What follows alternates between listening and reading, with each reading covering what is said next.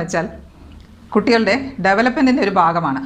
ഉദാഹരണത്തിന് 1 വയസ്സ് കഴിയുമ്പോഴത്തേക്ക് കുട്ടികൾക്ക് കുറച്ച് വാക്കുകൾ മാത്രമേ എക്സ്പ്രസ് ചെയ്യാനായിട്ട് കിട്ടുകയുള്ളൂ, 2 or 3 വാക്കുകൾ. അതേസമയം കുട്ടിക്ക് പറയുന്നതെല്ലാം മനസ്സിലാകുകയും ചെയ്യും. അപ്പോൾ ഒരു കയ്യിലിരിക്കുന്നൊരു സാധനം വേറൊരു കുട്ടിയുടെ കയ്യിലിരിക്കുന്നൊരു സാധനം വേണമെന്ന് പറയണമെങ്കിൽ ചിലപ്പോൾ അത് ചൂണ്ടിക്കാണിക്കുകയുള്ളൂ, എനിക്ക് വേണമെന്ന് പറയാനുള്ള ഒരു എക്സ്പ്രഷൻ കിട്ടുകയില്ല. അപ്പോൾ അതുടനെ കിട്ടിയില്ലെങ്കിൽ കരച്ചിലായി, നിലത്ത് കിടന്ന് ഉരുളലായി, വീണ്ടും കരച്ചിലായി.